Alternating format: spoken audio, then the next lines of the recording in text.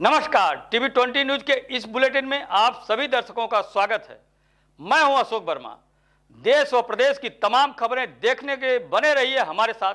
अब नजर डालते हैं खबरों की तरफ। इस खबर के प्रायोजक हैं Purvanchal machinery agencies, Verma tower, Narauli, Tanishq showroom के नीचे, आजमगढ़। प्रोप्राइटर हैं अशोक वर्मा और मोबाइल नंबर है 9415207728।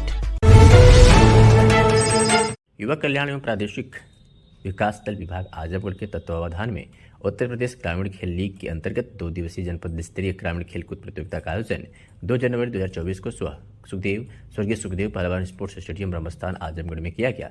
इसका शुभारंभ श्री कृष्ण पाल जिलाध्यक्ष आजमगढ़ द्वारा स्वामी विवेकानंद की प्रतिमा पर माल्यार्पण व दीप प्रज्वलित कर करके किया गया।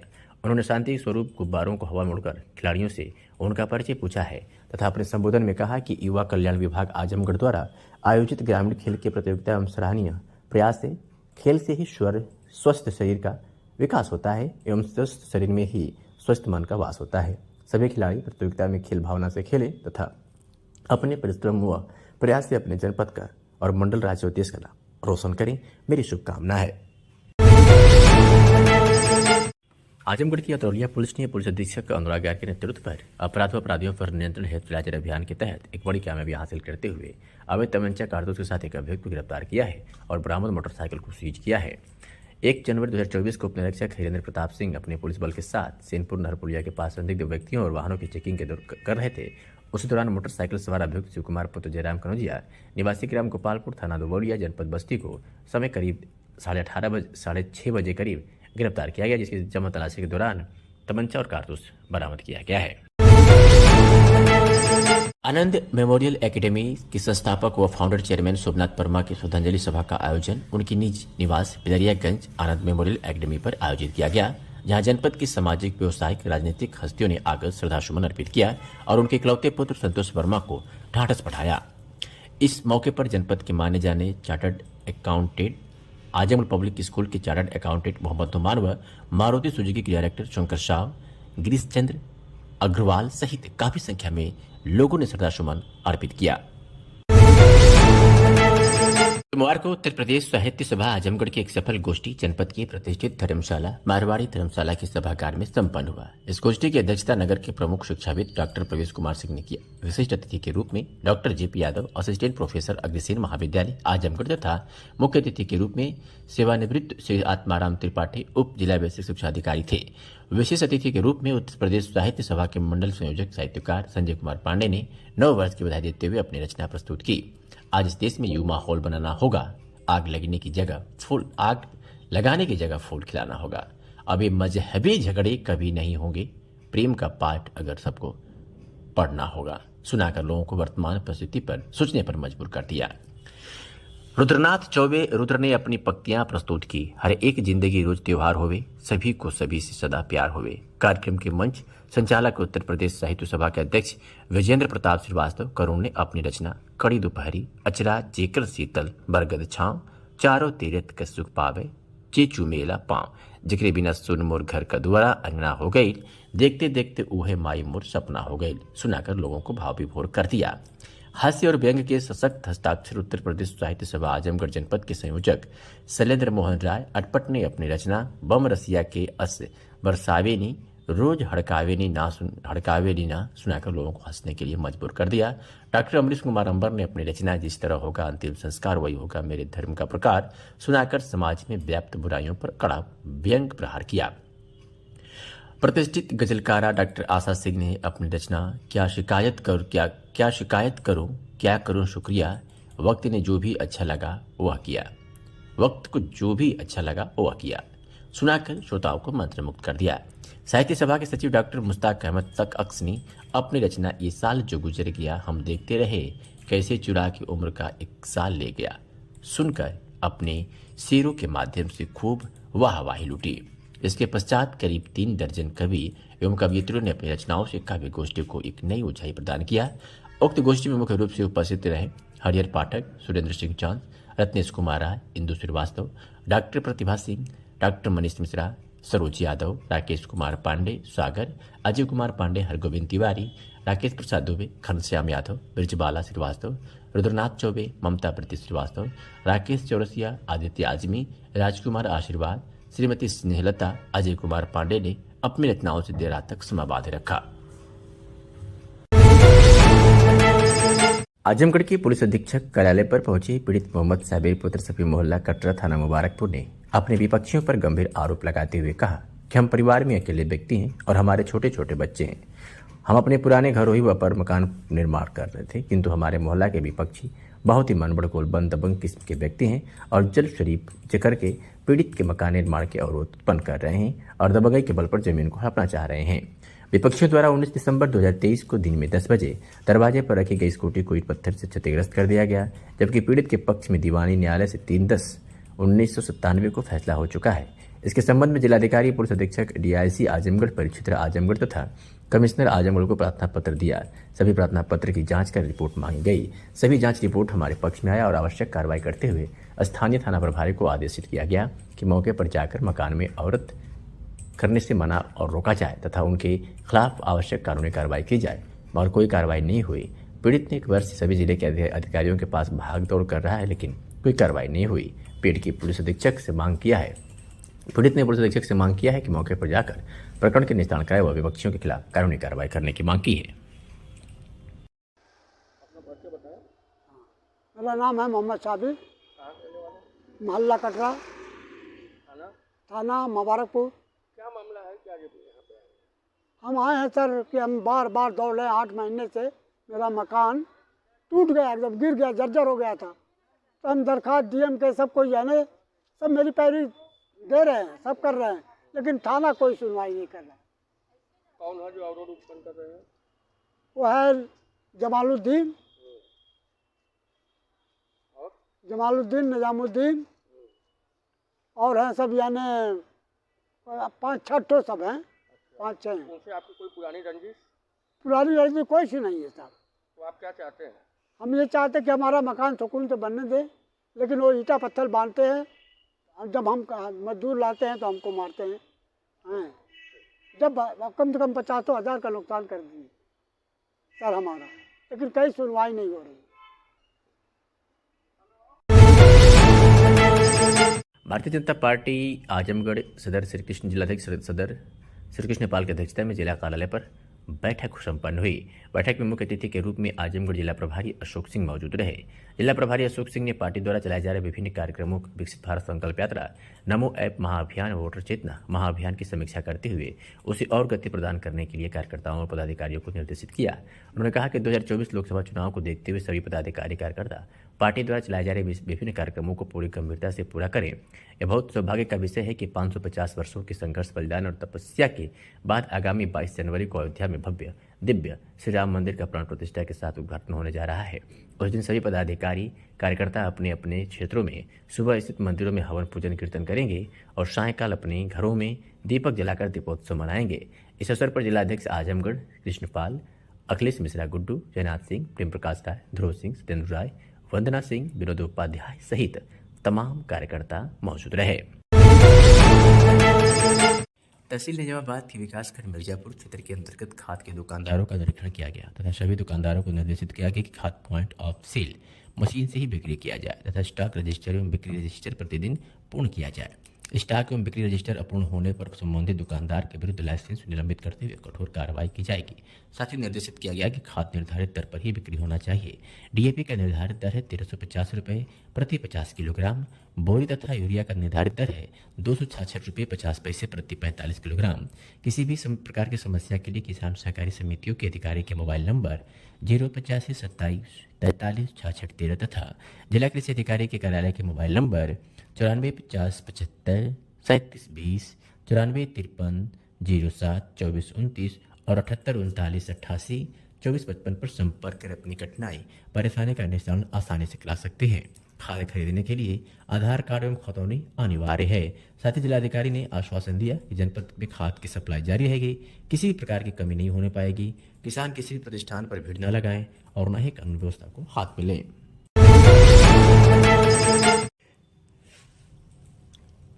आज शिवाजी बस्ती द्वारा सामाजिक संगठन के सहयोग से आगामी 22 जनवरी अयोध्या धाम में श्री राम जन्मभूमि प्राण प्रतिष्ठा हित जन जागरण एवं आमंत्रण हेतु अक्षत एवं पत्रक चित्र का वितरण खत्री टोला एवं कुर्मी टोला के क्षेत्र में सभी परिवारों में किया गया।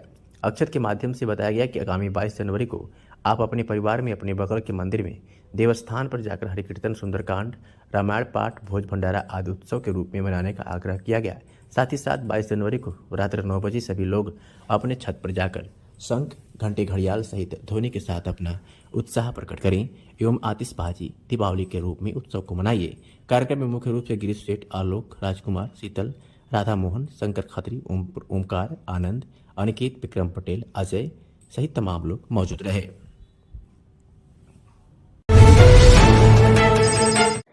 समाजवादी पार्टी के प्रवक्ता अशोक यादव ने एक बार फिर भारतीय जनता पार्टी पर निशाना साधा है। उन्होंने कहा है कि एक कहावत है कि जब दीपक बुझने वाला होता है तो भभकता बहुत तेज है। कमोबेश वही स्थिति आजमगढ़ के सांसद दिनेश लाल निरहुआ का भी है। चर्चा यह है कि उनका टिकट कटने वाला है, इसलिए अपने आप को चर्चा में बनाए रखने के लिए समाजवादी पार्टी के राष्ट्रीय अध्यक्ष अखिलेश यादव के ऊपर उल जुलूल टिप्पणी कर रहे हैं। दिनेश लाल निरहुआ का इतिहास देखेंगे तो पाएंगे कि जब तक अखिलेश यादव की सरकार में उनको यश भारती पुरस्कार नहीं मिला था, तब तक उनको कोई नोटिस नहीं करता था। पुरस्कार मिलने के बाद ही उनका कद बढ़ने लगा। आजमगढ़ से लोकसभा का चुनाव जो उन्होंने जीता है, उस पर भी एक कहावत याद आ गई, अंधे के हाथ बटेर लगना, क्योंकि कुछ ऐसा राजनीतिक समीकरण बन गया था उपचुनाव में कि अंधे के हाथ बटेर लग गई। आज यह स्थिति है कि दिनेश लाल निरहुआ हमारे राष्ट्रीय अध्यक्ष की बात तो छोड़ दें, समाजवादी पार्टी की एक अदने से सिपाही का मुकाबला नहीं कर सकते। पहले वह टिकट तो लेकर आएँ। हमारी शुभकामना है कि उनको टिकट मिले और उनका अहंकार भी चूर हो जाएगा।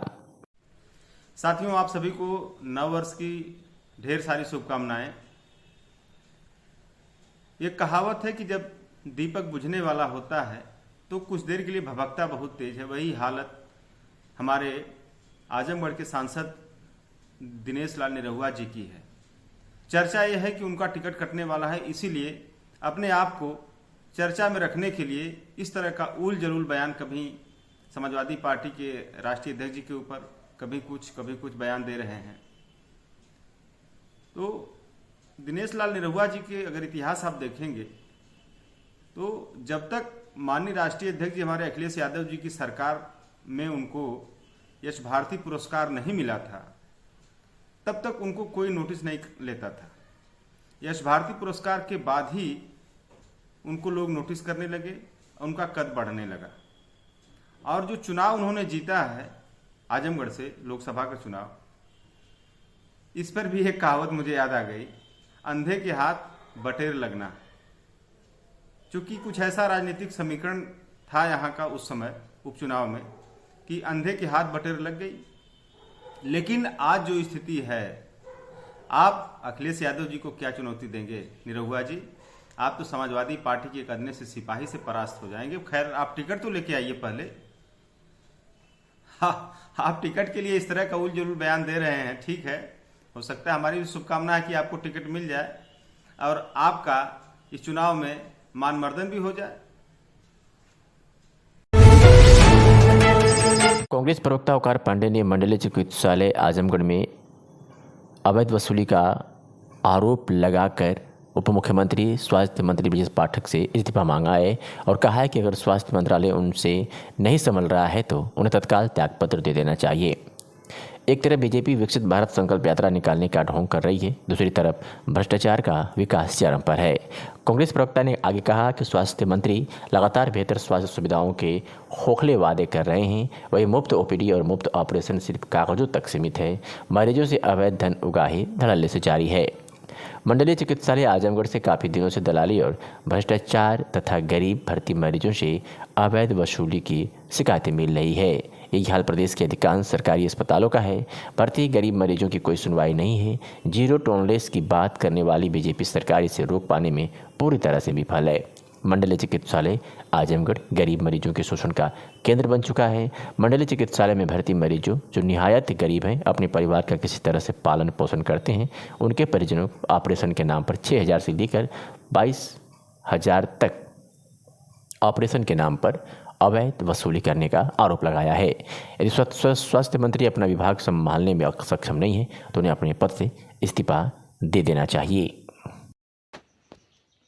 एक तरफ सूबे के डिप्टी सीएम स्वास्थ्य मंत्री ब्रजेश पाठक उत्तर प्रदेश में बेहतर स्वास्थ्य सुविधाओं का खोखला दावा कर रहे हैं, दूसरी तरफ मरीजों से मंडल चिकित्सालय आजमगढ़ में लूट रुकने का नाम नहीं ले रही है। उत्तर प्रदेश में बीजेपी विकसित भारत संकल्प यात्रा का ढोंग कर रही है, जबकि भ्रष्टाचार का विकास हो रहा है। मंडलीय चिकित्सालय आजमगढ़ में मरीजों से 6,000 से लेकर 40,000 रुपये तक ऑपरेशन के नाम पर वसूली के उनके परिजनों द्वारा आरोप लगाया जा रहा है। शासन प्रशासन इसको रोकने में पूरी तरह से नाकाम है। यदि सूबे के डिप्टी सीएम से अपना मंत्रालय नहीं संभाल पा रहा है तो उन्हें अपने पद से तत्काल त्यागपत्र दे देना चाहिए। मंडलीय चिकित्सालय आजमगढ़ में गरीब बेसहारा मरीजों की कोई सुनवाई नहीं हो रही है। यही हाल लगभग प्रदेश के अन्य जिलों के सरकारी अस्पतालों में भी है। बीजेपी सरकार में भ्रष्टाचार चरम पर है, गरीबों से लूट मची हुई है। कांग्रेस पार्टी मरीजों और गरीबों के साथ हो रहे अन्याय की अनदेखी नहीं कर सकती।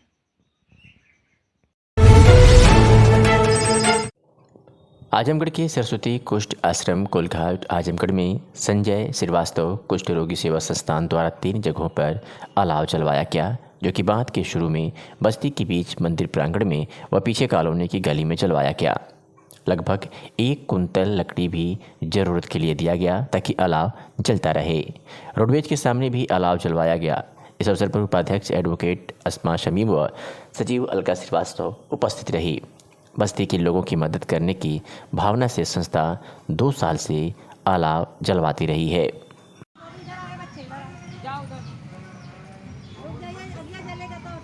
नहीं, उधर का बना रहे हैं।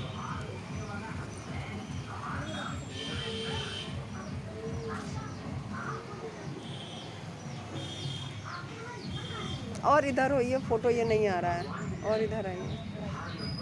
हाँ हाँ, अब आ रहा है। उजियारा छोड़ो, उधर चलो, उधर चलो। चलिए, इतना में जल रहा है, तब तक आ ले लेंगे फोटो। ले लीजिए, हम भी आ जाए।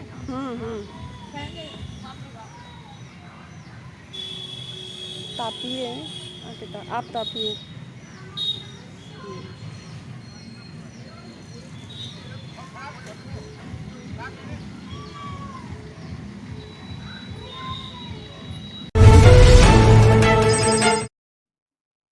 अतरौलिया में संदिग्ध परिस्थितियों में मिठाई की दुकान में आग लग गई। पीड़ित ने लगाया आरोप। बता दें कि अरौला थाना क्षेत्र के गौरी गांव निवासी मातवर सिंह ने अतरौलिया थाने पर तहरीर देकर आरोप लगाया कि गौतम बुद्ध पंचशील महाविद्यालय गजेंद्र पट्टी भदौरा के समीप गोपाली पट्टी की सीमा में मेरे लड़के की चाय समोसे और मिठाई जलपान की दुकान एवं मंडई में स्थापित थी, जो जमीन स्वर्गीय रामकेश यादव ने अपनी जमीन में दुकान के लिए दिए थे, जिसमें मेरा पुत्र लगभग 20 वर्षों से जलपान की दुकान चलाता है। 31 दिसंबर 2023 को लगभग 12:30 रात्रि में भदौरा गांव निवासी सुरेश यादव, जिनका सड़क के पूर्व घर पर दुकान है, उनके द्वारा अवगत कराया गया कि आपकी दुकान में आग लग गई है। मोटरसाइकिल से अपने पुत्र के साथ जब वहां पहुंचा तो देखा दुकान का सारा सामान जलकर राख हो गया है। मेरे द्वारा तुरंत डायल 112 को इसकी सूचना दी गई। आग लगने से दुकान में रखा अलमारी, मीठा, बर्तन समेत लगभग 50,000 का भारी नुकसान हुआ है। पीड़ित ने आरोप लगाया कि गौरी गांव निवासी और राम प्रवेश पुत्र निहुरवा संग्राम पुत्र साहब पर शक है कि इन्हीं लोगों द्वारा मेरी मंडई में रंजिशन आग लगाई गई है। इसके पहले भी यह लोग कई वारदात कर चुके हैं। पीड़ित ने थानाध्यक्ष से न्याय की गुहार लगाई है। क्या नाम है आपका? सर मेरा नाम मातवर सिंह है, कहाँ के निवासी हैं? गौरी गांव का मैं निवासी हूँ।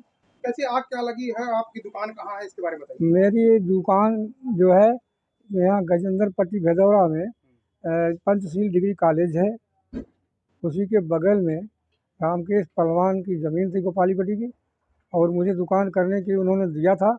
आज 20 साल से मेरा लड़का इंडस्ट्री उसी में चाय पान की दुकान करता था। और ये 31 दिसंबर की रात 12:30 बजे के करीब जो है आग उसमें लग गई। और वहाँ बगल में सड़क के पूरब जो है सुरेश यादव का घर है। सुरेश यादव भदौरा के निवासी हैं। उन्होंने फ़ोन करके मुझे बताया कि चाचा आपके मकान में आग लग चुकी है, आइए हम और चाचा बुझा नहीं पा रहे हैं, मैं अपने लड़के के साथ मोटरसाइकिल से भाग करके जब आया दुकान पर, देखा दुकान बुरी तरह से जल चुकी है और ये बगल में एक गिमटी रखी गई है। गिमटी का ताला तोड़ करके सारे सामान को निकाल लिया गया है। उसके बाद मैं अपने लड़के राहुल से कहा कि छोटा लड़का मेरा है, उसे कहा कि अब 100 नंबर पर डायल करो फ़ोन, पहले पुलिस को सूचना इतला दी जाए। 112 नंबर उन्होंने फ़ोन किया। आग कैसे लगी है, कुछ जानकारी है आपको? आज मुझे मान यही है कि मुझे साहब यादव राम प्रवेश, उनके भाई जो राम निहोर के लड़के हैं, और राम प्रवेश और संग्राम यादव ने मुझे शक है। इस पुरानी मेरी क्या कारण है, क्यों आपसे क्या दुश्मनी? जी मेरी दुश्मनी है, जब पहले तो ये ज़मीन संबंधित विवाद था, उसी विवाद के रंजिश के चलते चलते ये मेरे साथ कई बार कई तरह का दुर्व्यवहार किए, यहाँ तक कि मेरे लड़के के सन 2018 में हत्या कर दिए। वो मामला तहरीर दिया थाने पे? जी मैं उस समय मैं थाने तहरीर दिया, लेकिन मेरी FIR दर्ज नहीं हुई। मैं 156(3) के तहत कोर्ट चला गया। कोर्ट ने 2 अज्ञात और 2 नामजद के खिलाफ जो है मुकदमा दर्ज करने का आदेश दे दिया है, और उसमें विवेचना चल रही है। विवेचना करने के बाद FIR लगा करके CGM कोर्ट में अध्यक्ष ने हरला भेजा है। क्या कितना नुकसान हुआ था लगभग आपका? लगभग 50,000 का नुकसान हुआ था। ये आग कब लगी थी, कौन तारीख बताई क्या? हाँ, तारीख आग लगी थी 31 दिसंबर 2023 में सर। क्या कहें अभी थाना अध्यक्ष ने क्या कहा आपसे? आज मैं अतरौलिया थाना अध्यक्ष से आकर के एप्लीकेशन दिया हूँ, और उन्होंने कहा कि ठीक है, हम या थाने या हरला से इसकी जांच कराते हैं और अपने स्तर से इसकी जांच कराएंगे।